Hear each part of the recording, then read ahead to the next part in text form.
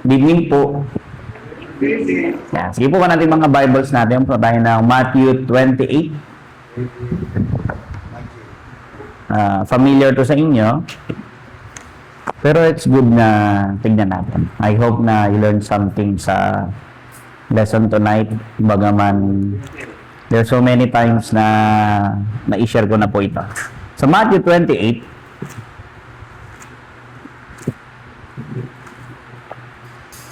I'll be reading from King James Version.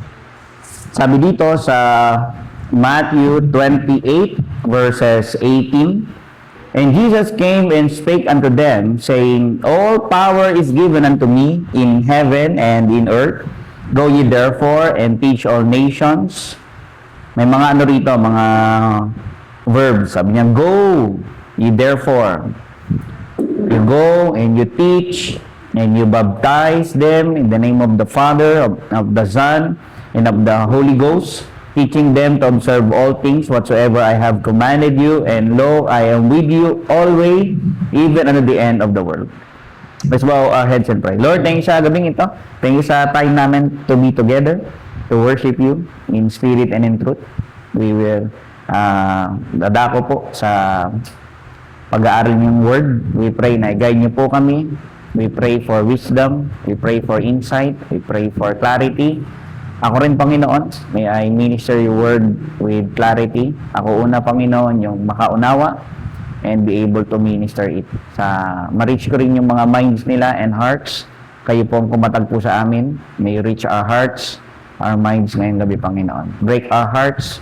Grant humility about sa amin. And if there be anything na sin, ay patawarin niyo po kami, Panginoon. Cleanse our hearts this moment upang wala po ang maging sagabal upang kami ay makapaglingkod sa inyo at i-meditate namin kay Panginoon. Show us your glory tonight and bring your people safe and sound, and be with them, yung mga kapatid na wala dito, and may you heal yung mga may karamdaman po. In Christ I pray.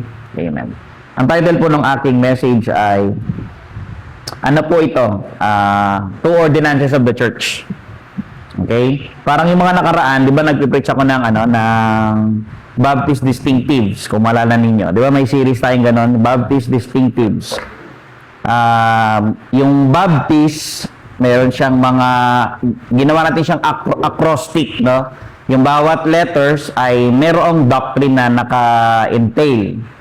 Kung malala ninyo, yung B ay biblical authority. Tayo as Baptist, as Christian, born-again Baptist, naniniwala tayo sa biblical authority na yung doctrines natin ay manggagaling lang sa Bible.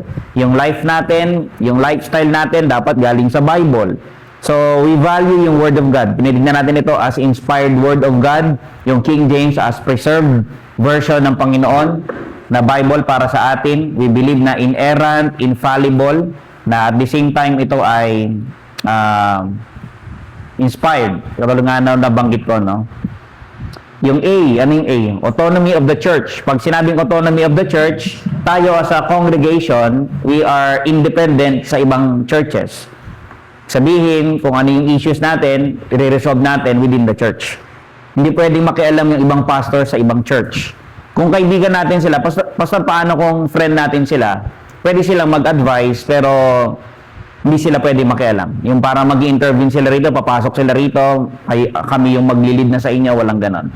Kung may i-resolve tayo, or not unless na very severe situation siguro. Pero nonetheless, nandun tayo sa autonomy of the church. Any issues, tayo yung magdi-decide. Pag may sinning brethren, tayo magdi-discipline. Pag magre-restore, tayo rin yun. Pag may mga needs tayo sa church, tayo magdi-decide magkano yung ilalagay natin doon. Anong program yung ilalagay dito? Okay? Sino yung pastor na i-appoint? Sinong deacon yung i-appoint? Pwede yun. Sa haba ng pag-aaral nyo rito, pag nakita nyo yung mga traits ng isang pastor, yung traits ng isang deacon, kapag may nakita kayong lalaki dito na kapatiran, na ganun yung character niya, pwede nyo i-endorse yun. Kayo yung mag-i-endorse. Okay? Pero ngayon, papasok tayo doon sa letter T. Ito yung unang T doon sa Baptist. minsan, ang ginagawa nila dito, pag nag-try kayo mag-research, minsan ginagawa nila, ang ibig sabihin daw ng P ay 2 ordinances, or minsan naman ay 2 offices. Okay? Pero sa lesson na to, nag-decide na lang ako alin doon. Kasi minsan, interchangeable sila. May mga nag-preach nito nang tinuturo nila una dun sa T, yung unang T is 2 offices. Pero it doesn't matter. Okay? Pero for the sake ng lesson natin, sinadya ko na yung 2 ordinances yung titignan natin ngayon. Yung 2 ordinances of the church.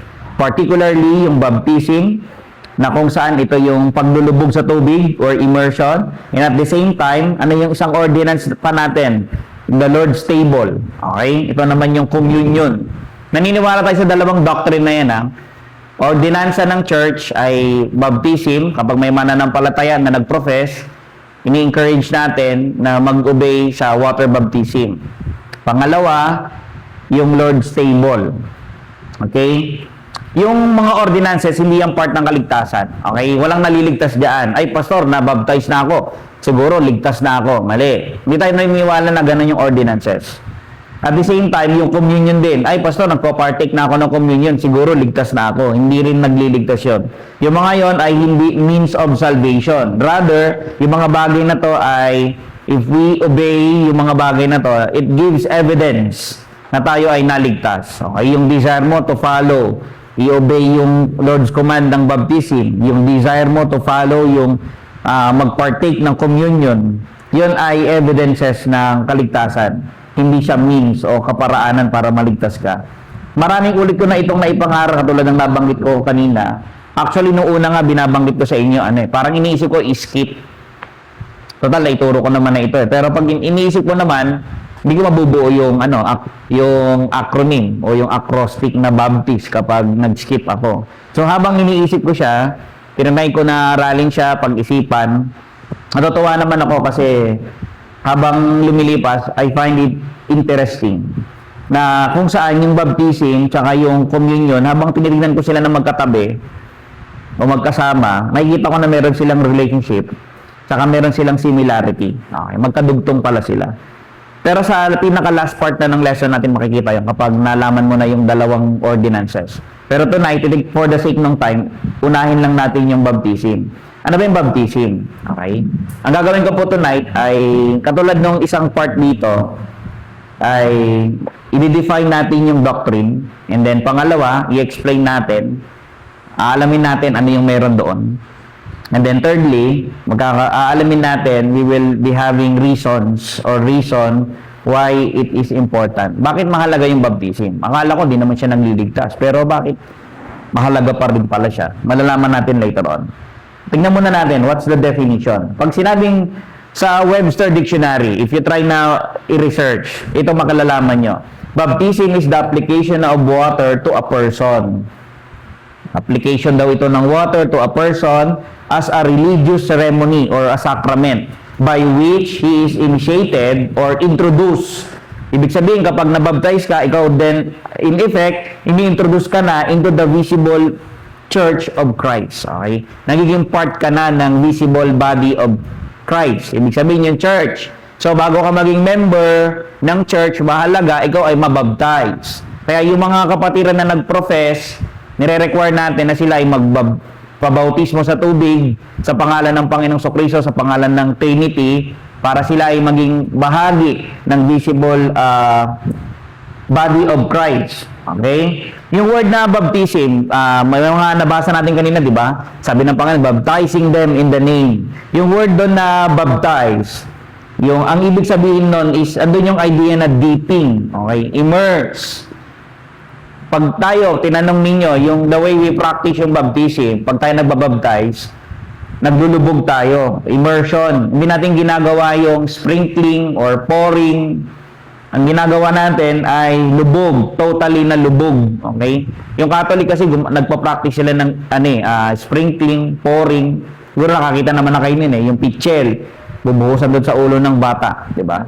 May nakita ako na immersion, baby, pero nilubog doon sa planggana na malaki na semento, ginanon.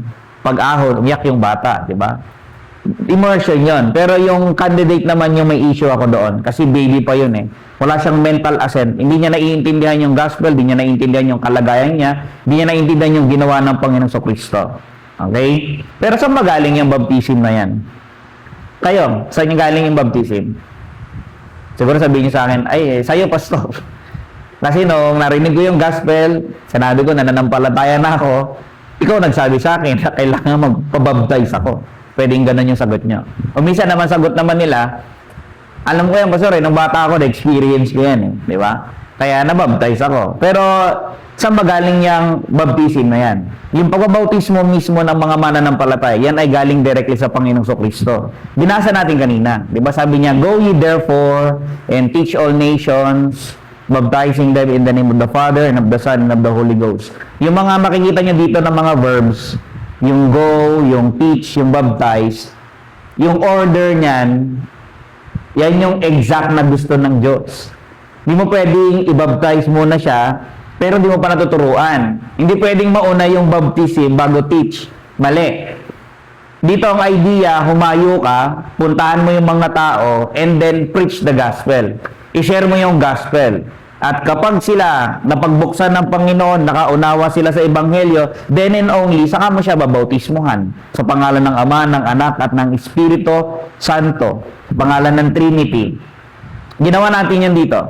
Yung mga mananampalataya ngayong gabi, we obeyed it. Okay? Pero alam niyo ba, historically, yung mga, yung komanda yan ng Panginoong Kristo, nung nalaman niya ng mga apostles, pinaktis na yan nila all throughout and hanggang sa nakarating sa time natin. Baka sipin natin, bakit tayo nagpa-practice ng baptism? Kasi yan ay galing sa Panginoong Kristo, tinuro niya sa mga disciples, yung mga disciples, binabtize yung mga mananampalataya, 1st century, 2nd century Christians, and then hanggang sa nakarating sa atin, yung practice na yung mga newly converts, pag na-convert kayo sa Christianity, naunawaan yung Ebanghelyo, kayo ay babautismuhan.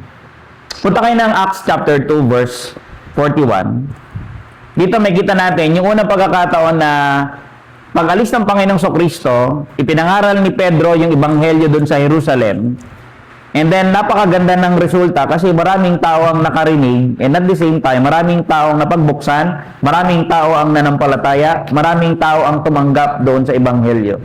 Sabi doon sa Acts 2:41, and then they that gladly received His word were baptized. Sabing ganon.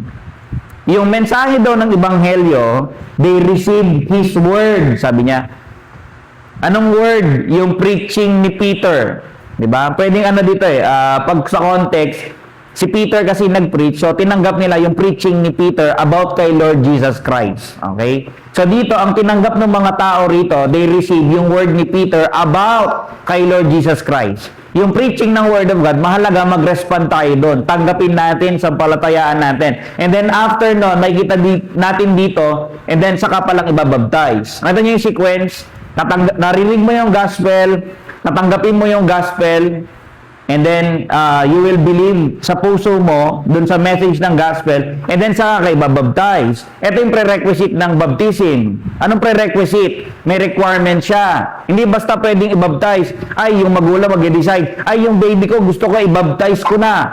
Mali. Hindi parent ang nagde-decide. It should be God. Sundin natin yung prerequisite. Ano ba yung prerequisite? Unang-una, they have to understand the gospel. Paano nila maiintindihan? Paano natin malalaman kung naintindihan nila? Iparinig mo muna. Kapag na-realize nila kung sino ang Panginoong Kristo, ano yung kanyang mga ginawa, na-realize nila, naintindihan nila yung pangangailangan nila ng tagapagligtas, naintindihan nila yung kanilang pangangailangan ng kaligtasan, naintindihan nila yung kalagayan nila na sila ay makasalanan, naintindihan nila yung kalagayan nila na sa sarili nila, hindi nila kayang tubusin yung sarili nila sa kasalanan, hindi nila kayang baguhin yung sarili nila, and God must act. Yun dapat ang ma-realize nila, na ang Diyos lang yung tangi nilang pag-asa. Alam niyo ba, kapag ganun yung intindi natin ng gospel, doon pa lang siya nagiging good news. Kapag siya yung tagapagligtas. Pero kapag ikaw, kaya ko naman maligtas, basta magbautismo ako, gumawa ako ng mabuti, hindi mo ma-enjoy yung gospel. Bakit? Ikaw ang gumagawa ng paraan ng kaligtasan. Hindi ganun ng ebanghelyo. Dito, ang ebanghelyo, ito ay pinapangaral lang ng mga ministro o ng mga mananampalataya. Faithfully dapat na ipangaral. And then, ang i-expect natin dun sa nakakarinig nito, ang aasahan natin, bago sila dapat mabautismuhan, ay maintindihan nila. Yan, minsan yung mga dumaan naman kayo dito sa haba ng panahon na kayo nakikinig, tinatanong namin kayo from time to time, naiintindihan nyo na ba yung gospel? Diba? Hindi man namin kayo pinipilit na ay parang 5 years ka nang umaattend. Siguro maigi, magpabautismo ka na. Wala namang ganun Bakit? Ito kasi yung malinaw sa Word of God na mahalaga, katulad dito, they that gladly receive His Word. Tinanggap na nila. Pero paano nila tinanggap? Kasi nga, naintindihan nila. You must understood first yung gospel bago ka bautismuhan. Pero pagkatapos mong maintindihan yung ebanghelyo, hindi naman pwedeng naintindihan mo lang tapos, ay, naintindihan ko na minsan kahit naman, very kumbaga subjective kasi personal Sa intindi niya, naiintindihan niya. Pero hindi naman pala. Pwedeng ganun na mangyari Kaya nga dito, mahalaga na maintindihan niya and siya ay mag-respond. Hindi pwedeng nandito lang, naintindihan lang niya. Pero yung heart niya, cold. Hindi. Dapat yung puso natin magre-respond doon. Kaya hindi lang yung pagkaunawa sa ebanghelyo. Dapat tayo ay tumugon din doon sa panawagan ng ebanghelyo, doon sa message ng ebanghelyo sa ating mga puso. Ano yung response na dapat ay i-respond natin sa gospel? We must repent and believe. Lagi magkasama yan, di ba? Sabi ng Mark 1:15, the kingdom of heaven is at hand. Anong sabi? Repent ye and believe the gospel. Talikuran ninyo yung mga kasalanan ninyo and at the same time, embrace Christ. Yun ang message ng Panginoong Kristo. Kaya dapat yung ebanghelyo na naririnig natin, na naiintindihan natin by the grace of God, dapat mag-respond tayo doon by faith. Sampalatayaan natin siya, ilagak natin yung sarili natin doon na, Lord, ngayon ko lang naintindihan, ikaw lang palang tagapagligtas. Hindi ko pala kaya, ngayon ko lang na-realize. Yung work mo pala sa cross, yung blood mo doon, yun pala yung way ng kaligtasan. So, Lord, wala na. Ayoko yung sarili ko, hindi yung baptism ko ng baby ako, hindi yung pag-attend ko ng church membership, or yung pagpunta ko sa church, hindi yung paggawa ko ng mabuti. The only thing na kung saan pinagtitiwalaan ko, kung bakit ako may kaligtasan, is simply because you've done it. Ikaw ang gumawa. You died on the cross for my sins as a payment. Dapat yun ang realization mo. And then sa heart mo, you're responding doon. Requirement ito. Tingnan nyo sa tingnan nyo po sa Romans 10. Ito, tignan ninyo, mga kapatid. Yung heart, may part. Yung mind, mahalagang maintindihan. Yung heart, must respond. Yung mouth, must act. Tignan niyo yung mga connections ito. Sa Romans 10:9, if thou shalt confess with thy mouth the Lord Jesus and shalt believe in thine heart. Ito muna yung gusto kong tignan ninyo. And shalt believe in thine heart that God hath raised him from the dead. Dapat daw kung nananampalataya ka daw na siya yung tagapagligtas ng buong puso mo, na binuhay siya ng Panginoon, pinadala siya ng Panginoon, na siya yung Messiah. Anong sabi? Thou shalt be saved, for with the heart man believeth unto righteousness. Ibig sabihin, sa pananampalataya, sa puso, na nananampalataya, doon natin na-obtain yung justification, yung unto righteousness. Inaaring ganap tayo sa pamamagitan ng pananampalataya ng Panginoong Kristo na ibinigay sa atin. Yung faith na yan na ibinigay sa atin, mai-experience natin, makikita natin sa sarili natin na tayo, we're believing doon sa message ng gospel. Binibit-bit ka lang. Kaya sabi dito, for with the heart, man believeth unto righteousness. Yung word na believe, consider ninyo. Yung heart natin, madudraw talaga doon. Tatanggapin talaga natin yun. I-receive talaga natin yun. I-entrust ko yung kaluluwa ko doon. I-embrace ko yun. tatalikuran ko yung lahat, pero yun lang yung nangyayakapin ko. Sabi niya dito, nakita niyo yung part na yon sa verse 9, and shall believe in thine heart. Verse 10, for with the heart man believeth. Yung loob, you must believe. Yung person sa loob. Alam niyo, mangyayari lang yan kapag binuksan na yung puso mo. Yung heart or yung mind. Meron kasing may part na parang intellectual assent. Kumbaga, mahirap namang intindihin yung ebanghelyo kung hindi ka naman nakakaintindi. Paano kung no read, no write ka? So, yung minister dapat, he will do his best na i-explain yung gospel hanggang sa pinaka-simplest term. Nandun pa rin yung part na naiintindihan mo dapat yung words. Pero on the other hand, meron din yung part na spiritual assent na dapat buksan ng Diyos yung kaisipan mo. Nakalagay sa Acts 16 verse 14. Ang sabi dito, and a certain woman named Lydia, a seller of purple of the city of Thyatira, which worship God, heard us. Ganyan ito sabi, whose heart the Lord opened. Ano yung result? That she attended unto the things which were spoken of Paul. Ano yung word na attended? Nakikinig siyang taimtim. So dito makikita mo, may connection yung pag-share ng Word of God, mahalaga pala na na-experience ng tao na naiintindihan niya yon para maligtas siya. Paano niya naiintindihan? Kapag ang Diyos ay gumagawa sa kanyang puso't buhay. Kaya in-encourage din natin yung mga tao na umattend. Bakit? Baka sakali, through their attending, God would show mercy sa kanila. Yung mga hindi pa rito ligtas, yun ang hope namin. Kaya nga kami nag-i-invite Kaya nga namin kayo ini-encourage Bakit? Hindi namin alam kung kailan darating yung biyaya ng Diyos sa buhay mo. Baka ngayong gabi na yun, ngayon mo maiintindihan, Lord, makasalanan pala ako. Mapaparusahan pala ako, pero salamat sa pag-ibig mo kasi namatay ka. Dumating ka dito sa mundo, iniligtas mo yung katulad ko na napakasama. Diba? Kaya dito makikita natin si Lydia, yung experience niya ng kaligtasan, binuksan, si Lydia religious na, sabi nga dito, which worship God Ano ibig sabihin nun? Kala ko sumasamba siya sa Diyos. Sumasamba siya sa Diyos doon sa dispensation or sa knowledge na alam niya. Dahil proselyte siya Alam niya yung doctrine ng mga Jew, na meron silang Diyos, na meron silang Messiah na darating. So sinasamba niya, religiously. Pero hindi pa yun talaga yung kaligtasan, hindi pa siya ligtas. Kasi bakit? Ginagawa niya yung mga religious activities, pero hindi pa fully yung heart niya talagang nakakakilala sa Panginoong Kristo. Kasi bakit? Hindi niya pa naririnig yung gospel. Kailan pa lang preach sa kanya? Kapipreach pa lang ni Paul. Pero dahil si Lydia ay papunta talaga sa kaligtasan, pinili siya ng Panginoon. Yung mga, nakita mo yung religiosity niya, kaya pala din siya gano'n, kasi papunta talaga siya sa conversion. Kaya nung narinig, ang kailangan lang niya yung tamang panahon. Ito yung tamang panahon, yung providence, na narinig na yung gospel through the preaching or ministry ni Apostle Paul. Ito rin yung time na kung saan, habang siya'y nakikinig, hindi niya ine-expect, ito pala yung time na makikilala niya ang tagapagligtas. Binuksan daw ng Panginoon yung kanyang puso. Then eventually na-realize niya, yung Messiah pala na ine-expect namin, na pinangako ng Panginoon sa Old Testament Scriptures, natupad na pala lahat through sa life and incarnation ng Panginoong Kristo. Yun pala yun. Lord, I believe. Paul, I believe doon.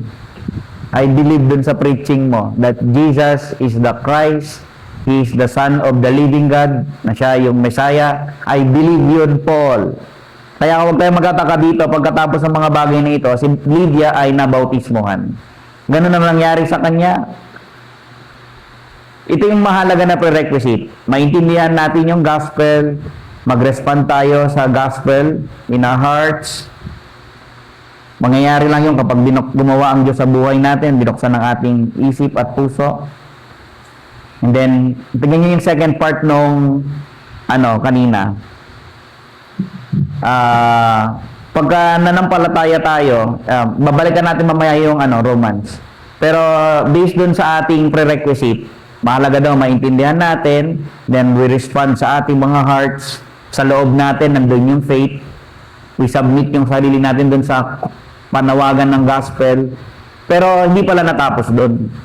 You have to profess, you have to confess, you have to verbalize.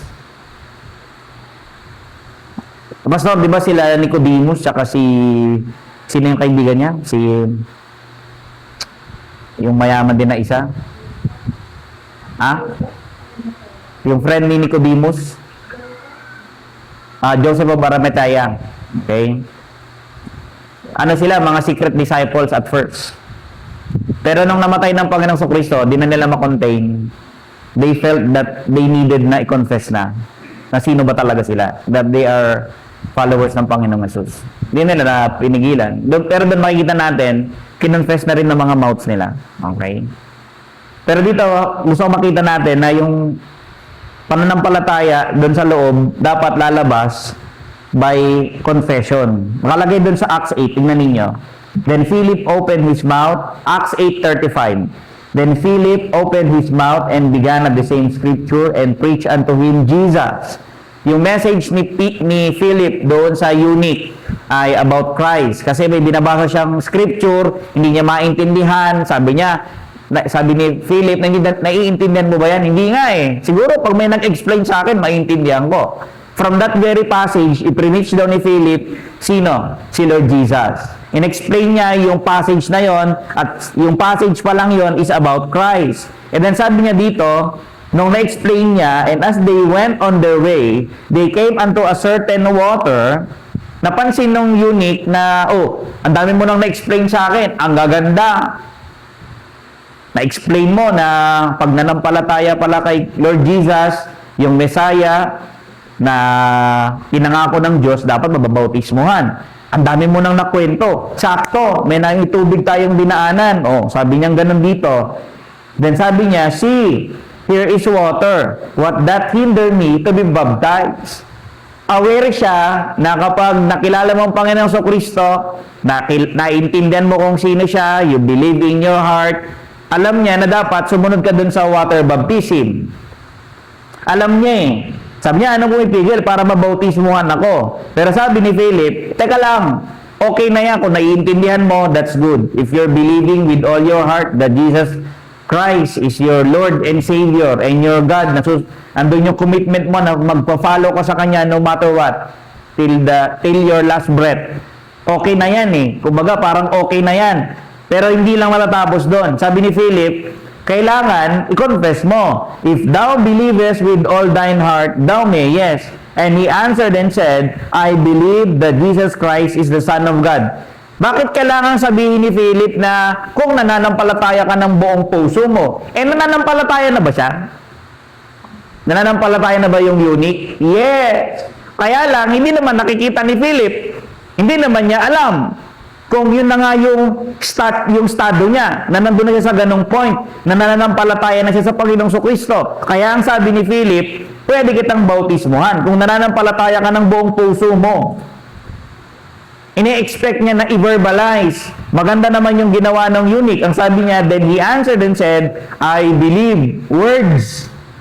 I believe that Jesus Christ is the Son of God. And he commanded the chariot to stand still, and they went both down, and they went down both into the water, both Philip and the eunuch, and he baptized him. Nabautismohan siya. Ano yung requirement? Marinig mo yung gospel, maunawaan mo yung gospel, manampalataya ka ng buong puso mo, then and only, i-profess mo yung faith mo sa Panginoong Jesucristo, then saka ka babautismohan. Tignan nyo to, yung binasa natin kanina dun sa Romans 10, hindi nyo to mapaghihiwalay.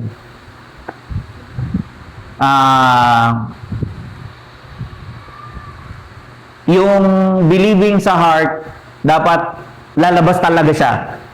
Hindi siya pwede na, may mga tao kasi na sinasabi na nampalataya naman ako sa Panginoon. Lahat lang nasa loob daw nila. Malala, pinoprofess nila. Pero walang changes. Tingnan nyo to, ang ganda ng part na to ng Romans. Sabi niya, if thou shalt confess with thy mouth the Lord Jesus. Ayan, no? Di ba requirement? Kasi pag pinansin mo dito, yung context nito, paano ba raw masisave? Sabi niya, if thou shalt confess with thy mouth the Lord Jesus, and shalt believe in thine heart that God hath raised him from the dead, thou shalt be saved. Magkasama to. You have to Confess with your mouth, you have to believe with all your heart that Jesus is the Christ, the Son of the living God. Then and only, you will be saved. Sabi niya dito, yung last part ng Romans 10 verse 10, sabi niya, yung first part ng 9, if thou shalt confess with thy mouth the Lord Jesus, then yung verse 10, and with the mouth confession, tingnan nyo, is made unto salvation. Ito, dito niya makikita na ganun kahalaga yung confession. Kaya tayo kapag yung tao, naintindihan niya na yung gospel, tinatanong natin, sabi niya, naintindihan ko na pastor nananampalataya na ako sa kanya, kino-confess niya binabanggit niya na sa atin. Ano ginagawa natin? Nire-require natin siya na mag-confess sa harap ng church. Diba? Tama ba ako? Nire-require natin. Kasi ito yun, dito galing. You believe in your heart, dapat proud ka din. Masaya ka na ipaalam sa iba that God saved me. Jesus saved me. Hindi naman pwede na, siguro, basta alam ko, sinave ako. Pero hindi mo naman siya pinagmamalaki, hindi ka proud. Ganun ba yon? Anong nararamdaman mo kapag yung nanay mo, ay, anak mo ba yan? Mahina ulo niya. Pag narinig ka nung anak mo na gano'n yung sinabi mo, anong mararamdaman niya? Di ba mahasaktan siya? Kung sinasabi mo na nananampalataya naman sa Panginoon, pero secret lang, akin na lang yon. Tingin mo, matutuwa siya sa'yo? Hindi questionable pa nga yung kaligtasan mo. Bakit? Ito yung requirement ng kaligtasan. With the heart, believe it, pero yung with the mouth, with the mouth confession is made unto salvation. Maganda raw na na alam niyo kung bakit nire-require tayong mag-profess? Kasi parang kumbaga, pastor, parang parang hinuhuli mo kami sa bibig Alam niyo yun naman dapat Bakit? Alam niyo ba kapag bine-verbalize niyo yung faith niyo sa Panginoong Kristo, pinapakita mo yung attachment mo sa Kanya. Parang nandun na yung yung string, kinocommit mo yung sarili mo. Hindi ako kailangan matakot. Bakit? Naranasan ko naman talaga yung maligtas Naintindihan ko yung gospel na preach niya, na yung tao makasalanan dahil doon kila Adam and Eve, di ba? Nakita natin doon sa lesson, yung depravity, may minana tayong kasalanan. Pero alam natin pala yung pinaka-beginning, si Lucifer pala. Then sinidus niya or tinempt niya yung babae, and then eventually si Adam nagkasala, and then yung kasalanan na ipasa sa ating lahat. Then paano tayo masisave? Then that's why we have the gospel. We have the good news na para pala tayo maibalik ma-restore yung relationship sa Diyos na nahiwalay. Nagkaroon tayo ng separation because of our sin. And eventually, bago tayo magkaroon ng eternal separation, huwag na tayo dumating doon, gumawa ng paraan ng Diyos. Ibinigay niya yung kanyang bugtong na anak. Ipinangako niya, darating yung time, darating yung anak ko. Makikita niyo marvelously yung kanyang work doon sa cross. Kung paano ko ibabalik yung tao, pabalik sa akin, yung relationship niya. And it's only through His blood, and it's only through Him, and Him alone. Yun yung good news. Siya yung maghihirap on your behalf. Mayroong nagsakripisyo para sa iyo. Alam nyo, kung natanungin natin, Pastor, sabi dito, i-confess mo daw ang Panginoong Kristo. Ano i-confess mo? May nabasa akong komentary, sabi niya, this profession is to be made in all the proper ways of religious duty. By an avowal of our sentiments. Kumbaga, doon may mga part na nangangako ka, kung ano man yung Ngayon ko lang na-realize na ang Diyos yung nagligtas sa akin. Andun yung ko na nanalangin ako na susundin ko siya habang buhay sa buhay ko. Parang pinarinig akong ganun na nag-testimony dito. Na parang yun na yung niya. Gusto ko ma-please ang Panginoon sa buhay ko. Di ba confession yun? Yun? Okay yun. Part yun ng confession mo. Na since nakilala mo siya, you want na i-please siya. Sabi nga dito, by declaring on all proper occasions our belief of the truth. Sa lahat ng pagkakataon, babanggitin mo daw siya. And by an unwavering adherence, ito pwede mo rin itong i-confess. Yung adherence mo sa Kanya, na kahit anong mangyari, gusto ko siyang sundin. Di ba may mga ganon na nagpo-profess dito? Na kahit pala may dumarating na problema sa buhay ng tao, dapat susundan ko siya, susunod ako sa Kanya. Di ba avowal yon? Andun yung parang pangako mo na commitment mo, Lord. Ngayon ko lang naranasan yung masave. Kaya ito yung mga bagay na gusto kong gawin para sa iyo. Confession yan eh. Kasi ito yung mga ginawa mo sa akin eh. Yun ang foundation nun. Na-realize mo ano yung mga ginawa niya para sa iyo.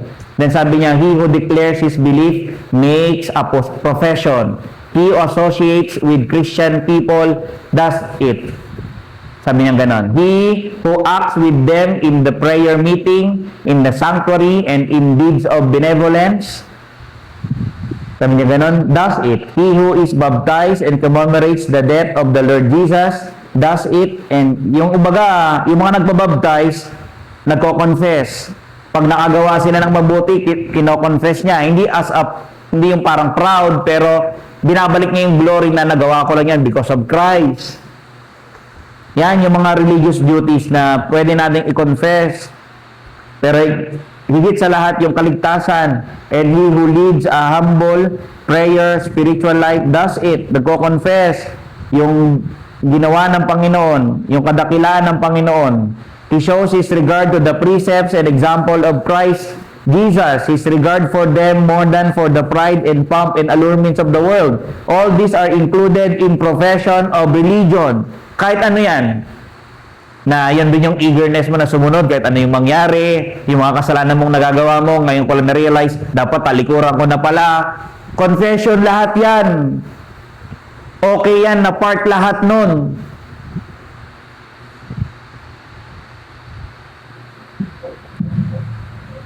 Again, paano nangyari yan? Kasi nga, paano siya nag-arrive sa ganong point na siya ay nanampalataya na ng buong puso niya at ipinahayag niya na ang Panginoon yung kanyang tagapagligtas at siya ay naligtas na. Kasi nga, ang Diyos ay gumawa sa kanyang puso. Hindi natin tinignan kanina to doon sa Acts chapter 2 eh. Parang 41 lang yung tinignan natin eh. Tignan niyo doon sa verse 37. Acts 2:37, balik kayo doon. Now when they heard this, they were pricked in their heart and said unto Peter and to the rest of the apostles, Men and brethren, what shall we do? Ito yung gusto ko makita nyo. They were pricked in their hearts. Alam niyo yung prick? Parang sinaksak, tinusok. Ito yung first time na nag-react sila. Yung preaching ni Peter, tinamaan sila. Kaya minsan yung preaching, pag natatouch kayo ng preaching, be happy. God is speaking to you. Lord, are you speaking to me? Kasi parang Lord, it's, minsan yung message sa atin na naririnig, iba-iba yung effect sa atin. Minsan parang ang sakit, di ba? Minsan naman, Lord, ang galing, I praise you more. Di ba? Minsan naman, comforting. Minsan naman, rebuke yung dating. Pag ganun yung mga experiences natin, ibig sabihin, kinakausap kayo ng Panginoon. Kinakatagpo niya tayo. Wala na bang ibang way para kausapin kayo eh? It's only through His Word. Sabi niya, they were pricked in their heart and said unto Peter and to the rest of the apostles, Men and brethren, what shall we do? Alam niyo, gusto nila? Gusto nilang itama yung pagkakamali nila. Bakit? Ano bang pagkakamali nila? Ipinako nilang Panginoong Kristo. Peter, ngayon lang namin narinig, ngayon in-explain mo sa amin yung mga ginawa pala namin last time. Kasalanan pala yung kasi kami yung dahilan ba't siya naipako, nagsisisigaw kami na crucifying. Part ako doon, Peter. Ano gagawin namin? We want to amend yung mga nagawa naming mali. Pwede pa ba naming maitama? Ang sabi ni Peter, ito na lang yung gagawin nyo. Repent and be baptized every one of you in the name of Jesus Christ for the forgiveness of sins, and you shall receive the gift of the Holy Ghost. Sampalatayaan nyo siya. Yung mga mali ninyo, magkaroon kayo ng change of mind. Repent. Palikuran nyo na yan. Stop nyo na yan. Okay na yan kasi na-realize mo ng mali ka. Then, yung mga further, yung mga mali mo pang kasalanan, mga wrong belief mo pa, talikuran mo na yan and be baptized sa pangalan ng Panginoong Kristo and you will receive the Holy Ghost. Binanggit niya rito yung baptism. Teka lang, tignan mo. Binanggit ni Pedro yung baptism. Sino ba yung kausap niya? Yung mga tao na nag-react doon sa preaching niya. Na ang sabi, Pastor, Pastor Peter, paano gagawin namin? Nagkamali kami. O, teka lang, ba't ka nagre-react? Bakit? Naiintindihan mo ba kung sino siya? Oo, ngayon ko lang na-realize, Lord ko pala siya. Masama yung ginawa ko. Tagapagligtas ko pala siya. Ay, ganon? Ano bang ginawa niya para sa'yo? Kaya pala siya bumaba para iligtas ang katulad ko. Anong gagawin ko? Ako yung dahilan ba siya naipako? Pwede ko pa bang itama yung mga pagkakamali ko? Sabi ni Peter, yes! Repent and be baptized. And then, pag binasa mo dito sa verse 39, for the promise, binanggit niya yung remissions of sin. Sabi niya ganun, verse 39, for the promise is unto you and to your children and to all that are afar off, even as many as the Lord our God shall call. Kahit sino pa, yung mga tatawagin ng Panginoon. Tingnan niyo to. Hindi lang yun yung binanggit ni Peter, and with many other words did he testify and exhort. Marami pa siyang preach, saying, save yourselves from this untoward generation. Iligtas niyo yung sarili niyo sa mga kasama niyo ngayon sa mundong ito na masasama. Talikuran niyo yung mga mali sa buhay niyo, live righteously, live holy, i-obey niyo yung commands ng Panginoong Kristo sa buhay niyo everyday. Iwasan niyo yung mga kasalanan sa buhay niyo. Yung mga mouths ninyo, mga actions ninyo, yung mga thoughts ninyo, i-regulate ninyo, kontrolin niyo. Iwasan niyo yung mga mali. Ito nyo to, inelaborate ni Peter yung gospel. I-explain niya yung life ng Panginoon, yung mga claims ng Panginoon, yung mga commands ng Panginoong Kristo. Yung nabasa natin sa verse 41, nag-respond sila. Nakita nyo dito, naintindihan na nila eh. Ngayon sabi ni Peter, ano yung naranasan ng puso nila? They gladly receive. Yun yung part na they believe with all their hearts.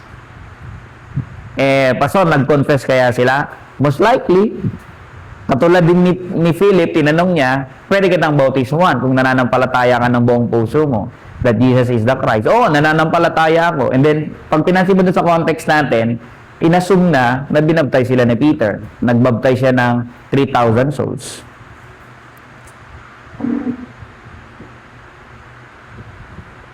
Alam nyo, napakaganda ng part na to.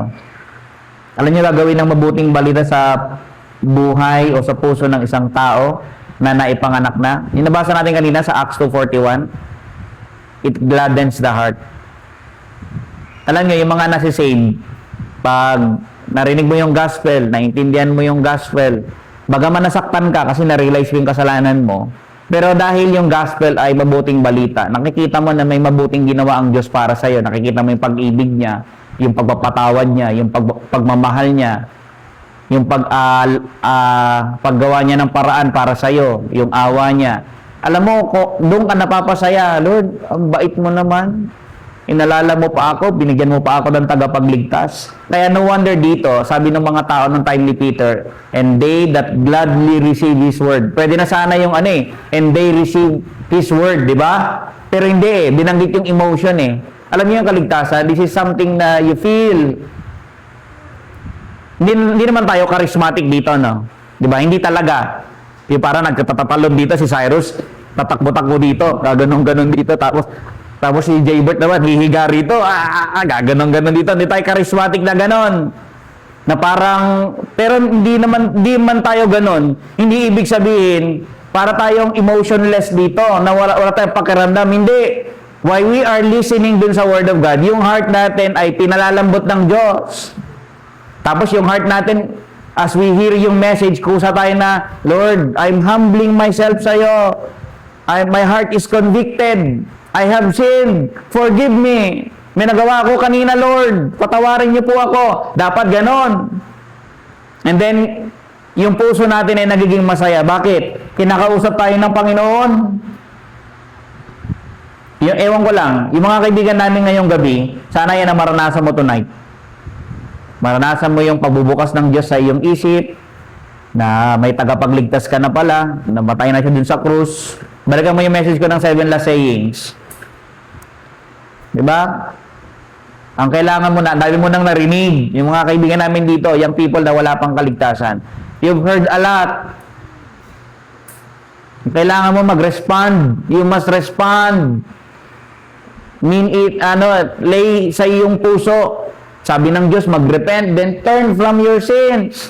I-obey mo, Lord. Kausapin mo siya, Lord, I'm turning away from my sins. Ayoko na. Mag-i-stop na ako dun sa mga kasalanan ko. I want to follow you.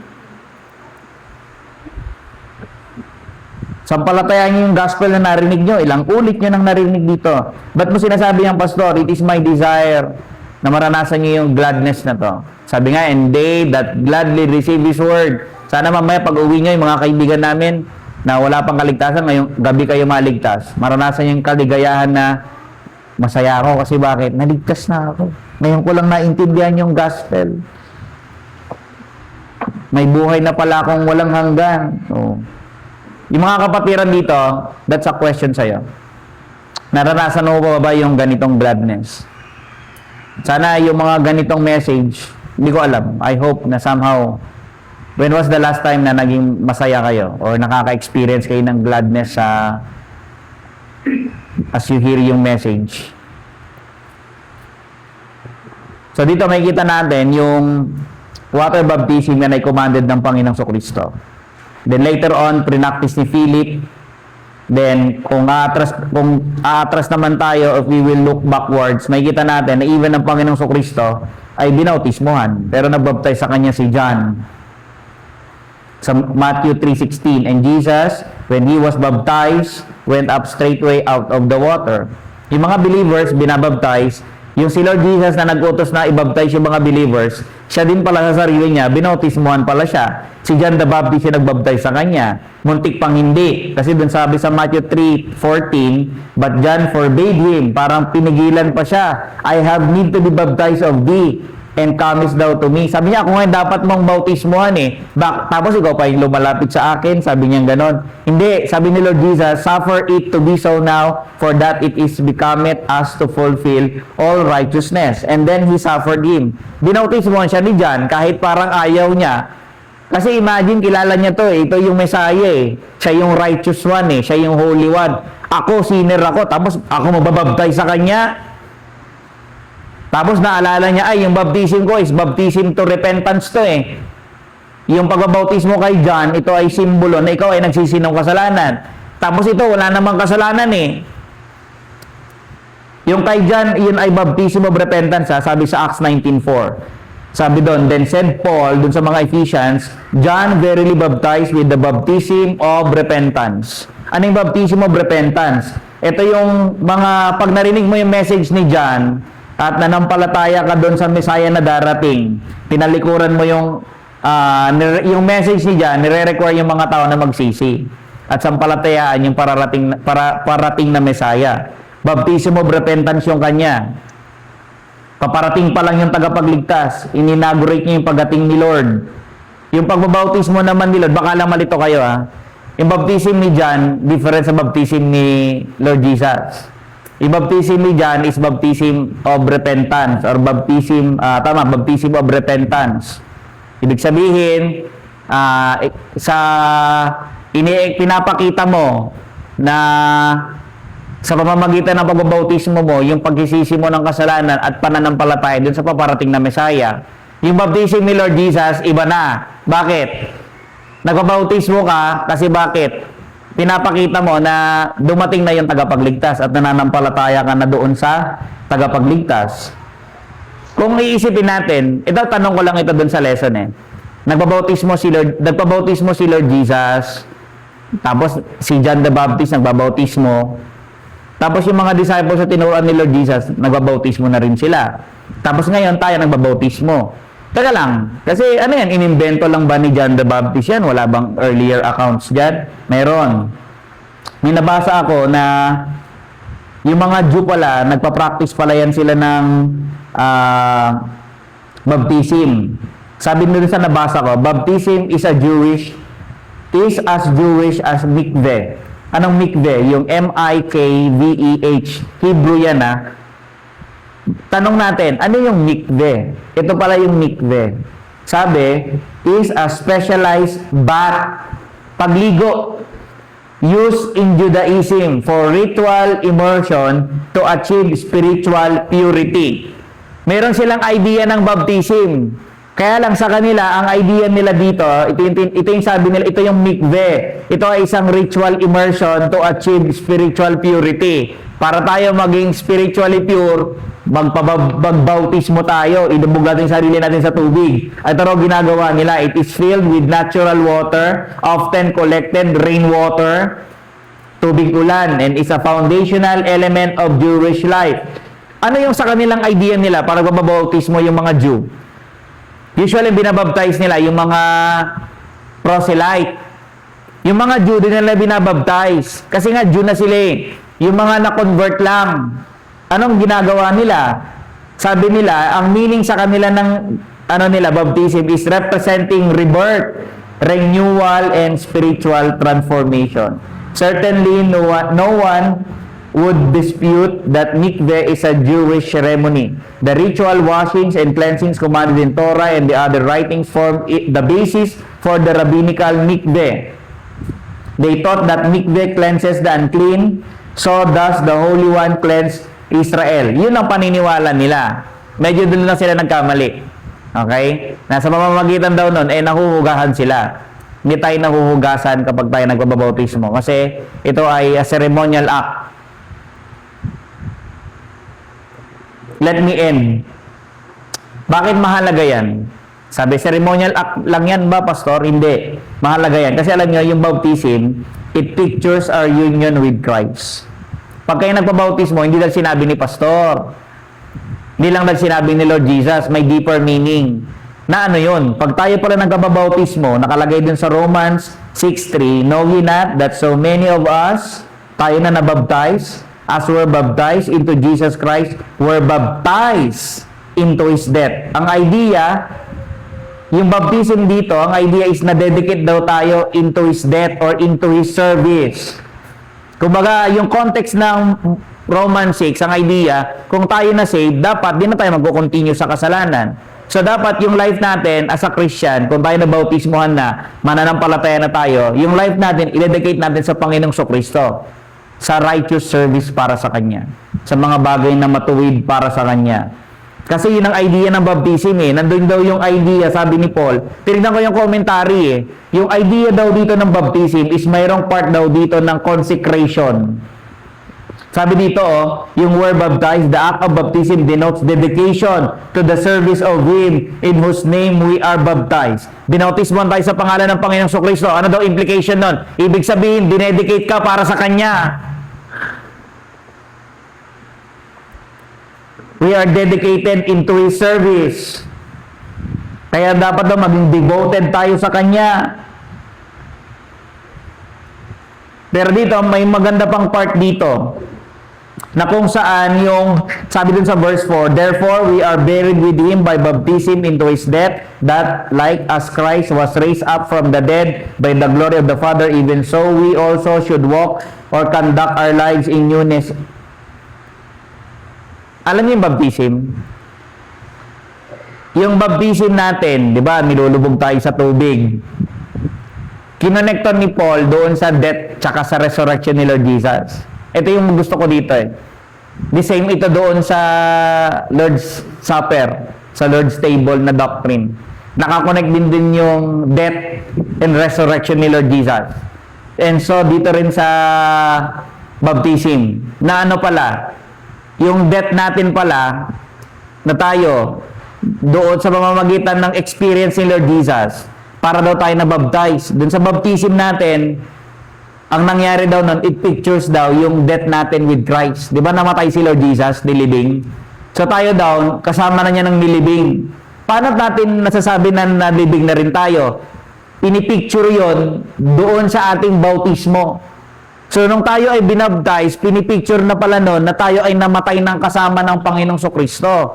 And so, nung pag-ahon natin sa tubig, pinipicture daw nun yung resurrection natin with Christ, na may bago na tayong buhay sa Panginoong Kristo. Yun ang ibig sabihin nito. So, nakakonect dito sa baptism yung death and resurrection ng Panginoong Kristo. So, kung siya namatay dahil sa kasalanan, tayo rin namatay na dahil sa kasalanan. So, yung kasalanan, bayad na. So, pagbangon natin, binayaran din kasalanan, tinapos na lahat ng consequences. So, kung ang Panginoong Kristo nabuhay na ngagmuli, ang sabi ni Paul, we should walk in the newness of life. Katulad din yan na nag-resurrect, mabuhay na rin tayo sa bagong buhay. Dahil dun sa kanyang death, bayad din kasalanan natin, wala nang kapangyarihan sa atin yun, nilinis na tayo, di ba?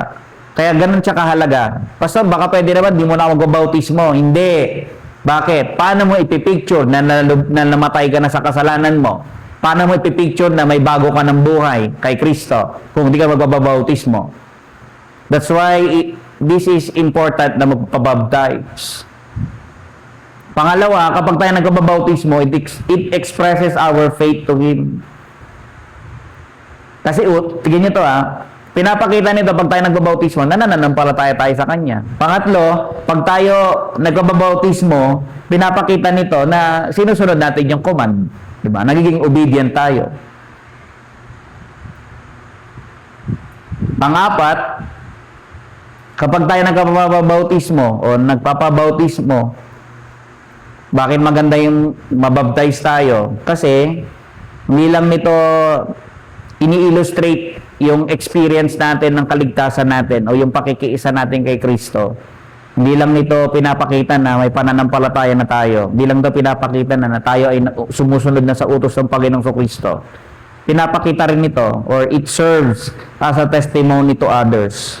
Na parang tila ba, pag nung tayo ay nabautismohan, sinasabi natin sa maraming tao, sa mamamagitan ng ceremony na ito, lalo na yung mga naka-witness, that we are a new person in Christ. Kapag nakita nila na kayo binautismohan, see to it na you live accordingly naman. Kasi ang pinoportray pala, pag nabautismohan ka na, may bago ka ng buhay kay Kristo eh. So dapat, pag nabautismohan ka, may bago ka ring pagkatao. Hindi ito baliktad na parang, ay, nabaptize na ako kaya magpapakabait na ako. Mali! Doon pa lang dapat, doon sa gospel, naintindihan mo na, Lord, makasalanan pala ako. Alam mo, nakita ko kung gaano ka kaganda, gaano katindi yung sinacrifice mo para sa akin. Alam mo, di po, Panginoon, gusto kong mabuhay para sa inyo. Hindi dahil nabautismohan ka. Mali. Dapat because simply yung reason mo na you desire to live holy is simply because, Lord, because you're holy. Gusto kitang gayahin. Gusto kong i-follow kita. Kaya mga kapatid, mahalaga na let's understand this doctrine fully. I-apply natin ito obediently. Sundin natin yung instruction. Sino yung binabaptize? Hindi pwede yung mga baby. Diba? Dapat yung capable na nakaintindi na ng gospel, nanampalataya ng gospel, may capacity na mag-profess ng pananampalataya sa Panginoong Kristo. Kaya i-obey natin ito. Let's cherish it cheerfully. Pahalagahan natin ito, hawakan ninyo. Kasi bakit? Ang ganda-ganda ng meaning niya eh. Tsaka maging tapat tayo dito sa doctrine na to. Let's bow our heads and pray. Lord, thank you sa gabing ito. Thank you sa command na kami magpabautismo. Na hindi lang ito simpleng pagsunod sa inyo, but this also pictures of our being buried or being dead sa aming mga kasalanan, and at the same time, it pictures of our resurrection into newness of life with you, Panginoon.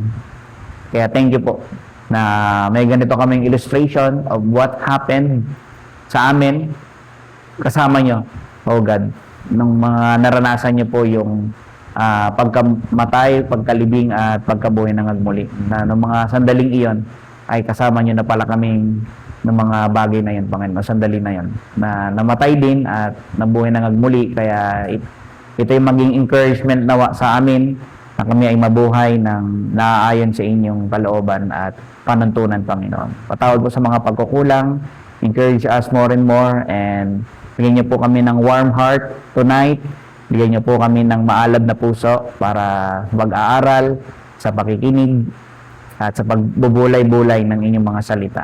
Gabayin niyo po kami sa aming mga endeavors, yung mga students, and everyone, Panginoon. Yung mga may kahilingan, may answer their prayers according to your will, Panginoon. In Christ I pray. Amen. Mag-prayer partnering na lang tayo, mga kapatid. Partner na lang si